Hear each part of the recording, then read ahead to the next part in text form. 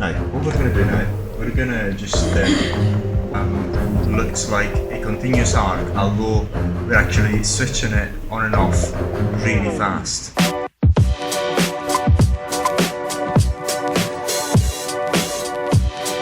In this video we're going to talk about the pulse mode, and we're going to show you how the arc works during that transition time that we just talked about. And also we're going to do the experiment showing you how the arc looks like a continuous arc, although we're actually switching it on and off really fast. So we're going to do these two things, and we're going to show you also, if we can, the difference between that transition time and the full actually arc, how strong is the arc and how weak is the arc during that transition time.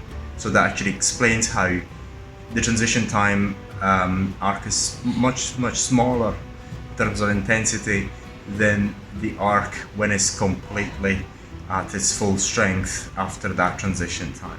So let's get cracking into this immediately. So what we're going to do first is just going to go on and set up the device first, I think is the best thing. So it's our prototype here. So first of all, what I'd like to do is I'm going to show you the full strength of the arc when the transition time is already over. So I'm going to do this. It's pretty much is on most of the time. So I'm using the pulse mode of 500 milliseconds and 400 milliseconds is on. So the repeated pulse is 500 and is on 80% of the time, and 20% of the time is off. So this is going to show you how strong this arc is going to be. So we're just going to go and do our usual zoom, show you the best possible way, and so look, if I get my hand in the right place first, that's the usual model, and the arc is absolutely extraordinarily strong. You can actually see it. It's amazing. So I can't really keep it on for that long. It's so strong. Now what we're going to do now, we're going to just go and decrease the switching time, the on time to 50, say to 50 milliseconds, and see what happens. And we're going to do it on this callus here. I'm going to put it in the middle. Show it, yeah. So as you can see, the arc is much small. It's much smaller. It's not as strong as it is, because it actually doesn't have the time to get to its full strength. Very important that. So you've seen how strong the arc is. I haven't actually changed the power level of the arc, because the power level is mainly dictated by the voltage there, which I haven't actually changed. But what I've changed is only the duration of the arc, which is 10% of the time, 50 milliseconds. So what I'm going to do is just go and decrease it even further to 20 milliseconds. I'll show you the effect on our red model, which is my hand, as usual. So you can still see the arc, but actually I feel it a lot less than I used to feel it. Now what I'm going to do, I'm going to go and make it even smaller. See how small I can make it. 5 milliseconds. And see what I get. If you remember how strong the arc was when it was in the region of 400 milliseconds. Look, it's very mild. I don't know whether you can see, hopefully. I'm just make sure that. So it's so low in intensity, I can't really feel it at all, but it's there as you can see it. I haven't actually changed the settings of the device. It's actually still there. Look, the arc is very visible, and I can't really feel it, and is of much less intensity than it used to be. It's much less intensity. You can't really feel it. It's beautiful. So we're actually seeing right now how the device works at how the arc works at the transition time. Yes, because we're talking about only 5 milliseconds. Now what we're going to do now, we showed you therefore the difference between the full force of the arc and the arc during the transition time. So what we're going to do now, we're just going to do the fast switching. So what we're going to do is we're going to go to, say, 50 milliseconds. Yeah, so yeah, 50 milliseconds, and we're going to go, yeah, they're around about the same time, same switching time as before, 6 milliseconds, a bit higher. Gonna see what happens on my hands, right? Yeah. Oh yes, it's actually, it feels, yeah, it's like, it looks like a continuous arc. But why? Look, it's not as strong as the previous one of the full arc, because it's still working at the transition time. But I've got to move quickly because my hand is not as quick. So basically, it's just having loads of different bursts at the same time. If I keep it there, look, if I keep it there for too long. So, but you can actually you see it as well.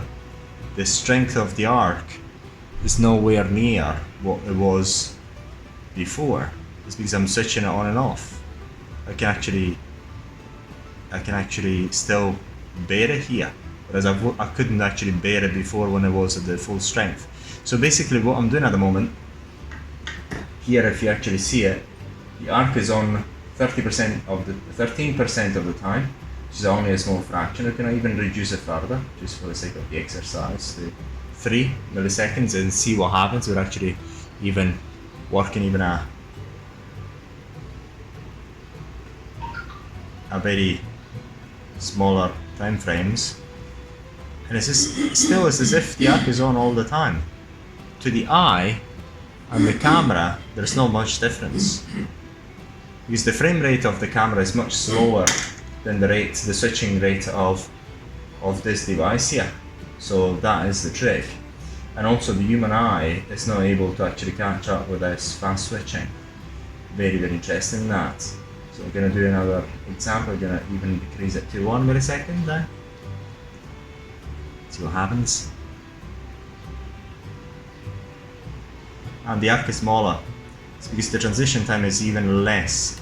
So the arc is much smaller. I can hardly feel it. Basically, what's going on is the amount of power of the arc is much smaller, and also the time that the arc is applied is much less. So yeah. So hopefully you've got the idea.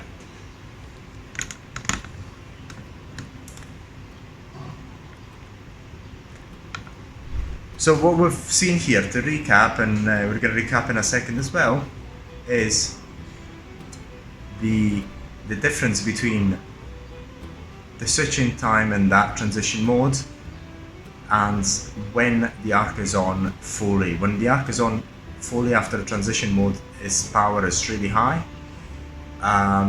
Therefore, we cannot actually use that arc easily at that high power. And then but we still, if you're working at the transition time, we still need to set the arc to be as high power as possible, because we're working only at a fraction of the power of the arc when it's fully formed, when we're working in the transition time. And we're also seeing how when there's a fast switching of the arc, the human eye cannot tell what's going on. It feels as if the arc is on all the time. Very, very important that. So we hope that you find this video useful. We're gonna meet you in a second. Now that you've seen this example, it's very important that we actually emphasize once again what we talked about, this nuance point.